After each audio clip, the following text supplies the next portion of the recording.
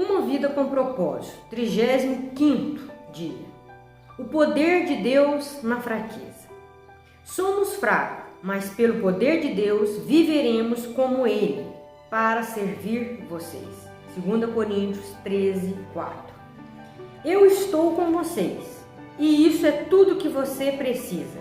2 Coríntios 12:9. Deus realmente gosta de usar pessoas fracas. Todo mundo tem fraqueza.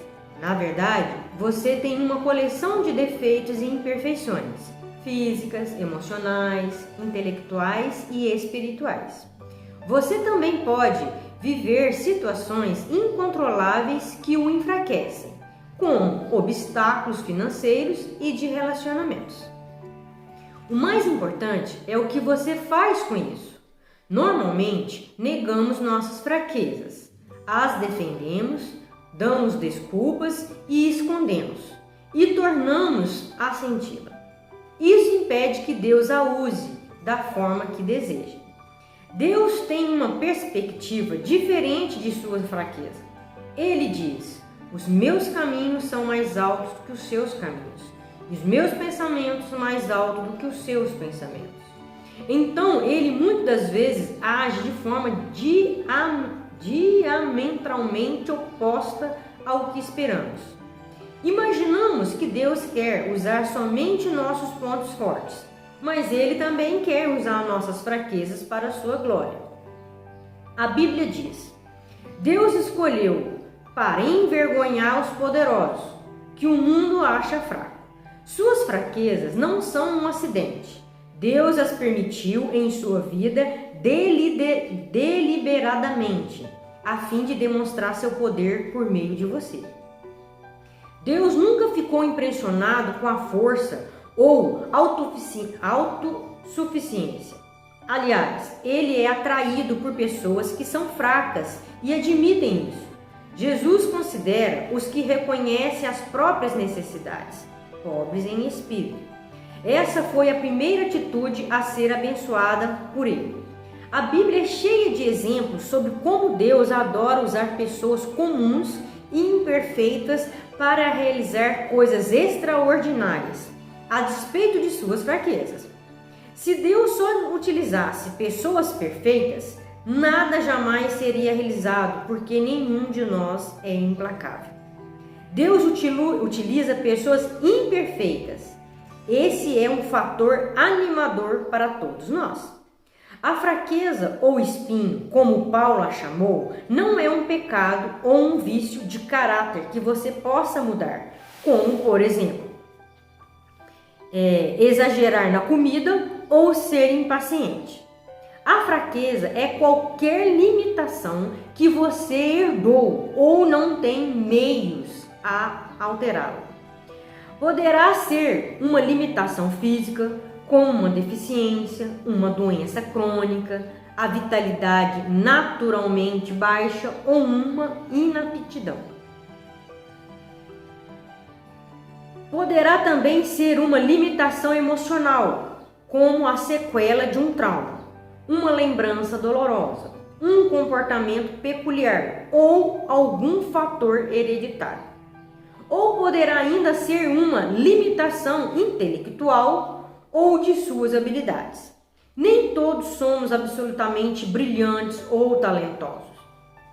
Quando você pensa nas limitações de sua vida, pode sentir-se tentado a concluir: Deus nunca poderia me usar. Mas Deus jamais fica limitado pelas nossas limitações. Aliás, Ele gosta de pôr seu grande poder em embalagens comuns. A Bíblia diz: somos como vaso de barro, nos quais esse tesouro é armazenado. O poder real vem de Deus e não de nós. Como a cerâmica comum, somos frágeis, falhos e quebramos com facilidade. Mas Deus irá nos usar, se permitirmos que Ele trabalhe por meio de nossas fraquezas. Para que isso aconteça, devemos seguir o exemplo de Paulo. Admita suas fraquezas. Confesse suas imperfeições. Pare de fingir que é perfeito e seja honesto sobre si mesmo. Em vez de viver dando desculpas e se recusando a aceitar. Identifique sem pressa suas fraquezas pessoais. Você pode até fazer uma lista delas. Duas grandes confissões do Novo Testamento demonstram o que é necessário para uma vida saudável. A primeira foi Pedro, que disse a Jesus: "Tu és o Cristo, o Filho do Deus vivo". A segunda confissão foi feita por Paulo, que disse a uma multidão que o idolatrava: "Nós também somos humanos como vocês". Se você quer que Deus o use, deve saber quem é Deus e quem é você. Muitos cristãos, principalmente líderes, esquecem da segunda verdade. Somos apenas humanos. Se forem necessários problemas graves para que você admita isso, Deus não irá hesitar em permiti-los, porque Ele ama você. Regozijem-se nas suas fraquezas. Paulo disse: "Portanto, eu me sinto muito feliz em me gabar das minhas fraquezas, para que assim a proteção do poder de Cristo esteja comigo. Eu me alegro também com as fraquezas, pelas quais passo por causa de Cristo." Em princípio, isso não faz nenhum sentido. Queremos ser libertos de nossas fraquezas e não nos regozijarmos nela. Mas o regozijo é uma manifestação da fé na bondade de Deus. É como se ele dissesse: "Deus, eu sei que você me ama e sabe o que é melhor para mim." Paulo nos dá várias razões para ficarmos felizes com as fraquezas que nasceram conosco. Primeiro, elas nos fazem depender de Deus. Falando a respeito da própria fraqueza que Deus se recusou a eliminar, Paulo disse: "Já que eu sei que tudo é para o bem de Cristo, sinto-me bem feliz com o espinho e com o insulto, as durezas, as perseguições e as dificuldades, porque quando estou fraco, então sou forte. Quanto menos tenho, mais dependo dele." Sempre que se sentir fraco, Deus o estará relembrando de que você depende dele. Nossas fraquezas também previnem a arrogância. Ela nos mantém humildes. Paulo disse: "Para que eu não ficasse muito orgulhoso, me foi dado um dom de uma deficiência para me colocar em um constante contato com as minhas limitações." Deus, em muitos casos, junta uma grande fraqueza com uma grande força para manter nosso ego sob controle. A limitação pode agir como um controlador que nos impede de ir rápido demais e passar à frente de Deus. Quando Gideão recrutou um exército de 32 mil homens para combater os midianitas, Deus os reduziu a apenas 300 homens. Isso fez que suas chances no combate contra as tropas inimigas, que possuía 135 mil homens, ficassem reduzidas à proporção de 1 para 450. Isso aparentemente era a receita para a ruína, mas Deus agiu assim para que Israel soubesse que havia sido o poder de Deus e não a força deles que o havia salvado. Nossas fraquezas também incentivam a comunhão entre os crentes. Enquanto a força gera um espírito independente, não preciso de mais ninguém. Nossas limitações demonstram quanto precisamos um dos outros. Quando tecemos as frágeis fibras de nossa vida uns com os outros, surge uma corda de grande força. Vansen Hever brincava: "Os cristãos são como flocos de neve. Isolados são frágeis, mas juntos param o trânsito." Acima de tudo, nossas fraquezas aumentam nossa capacidade de ministrar e de sentir compaixão. Elas nos tornam mais propensos a ser atenciosos e a sentir compaixão pelas fraquezas dos outros. Deus quer que você tenha sobre a terra um ministério semelhante ao de Cristo. E isso significa que as outras pessoas deverão achar cura em suas feridas. Suas mais profundas mensagens de vida e seu ministério mais eficiente surgirão de suas dores mais profundas. As coisas que o deixam mais constrangido, mais envergonhado, as quais você reluta em partilhar, são os mesmos instrumentos que Deus usará com mais poder para curar os outros. O grande missionário Hudson Taylor disse: todos os gigantes de Deus são pessoas fracas. A fraqueza de Moisés era seu gênio. Em virtude de seu temperamento, ele assassinou um egípcio, feriu a rocha com a qual deveria conversar e quebrou as tábuas dos 10 mandamentos. Ainda assim, Deus transformou Moisés em um homem muito paciente, mais do que qualquer outro que havia na terra. As fraquezas de Gideão eram a baixa autoestima e profunda insegurança, mas Deus os transformou em um poderoso homem de valor. A fraqueza de Abraão era o medo. Não uma, mas 2 vezes ele afirmou que a esposa era sua irmã para se proteger. Mas Deus transformou Abraão no pai de todos os que creem. Impulsivo e sem força de vontade, Pedro se tornou pedra. O adúltero Davi se tornou homem segundo o meu coração. E João, um dos arrogantes filhos do trovão, se tornou o apóstolo do amor. A lista poderia seguir interminavelmente. Não tenho tempo para falar de Gideão, Baraque, Sansão, Jefté, Davi, Samuel e os profetas, os quais, pela fé da fraqueza, tiraram força. Deus é especialista em transformar fraqueza em força. Ele quer pegar sua maior fraqueza e transformá-la. Partilhe suas fraquezas de forma sincera. O ministério começa com a vulnerabilidade. Quanto mais você abaixa a guarda, tira a máscara e conta suas lutas, mais Deus poderá usá-lo para servir aos outros. Paulo foi um exemplo de vulnerabilidade em todas as suas cartas. Ele contava abertamente suas falhas. Quando quero fazer o bem, não o faço. E quando tento não cometer erro, acabo errando do mesmo jeito. Seus sentimentos.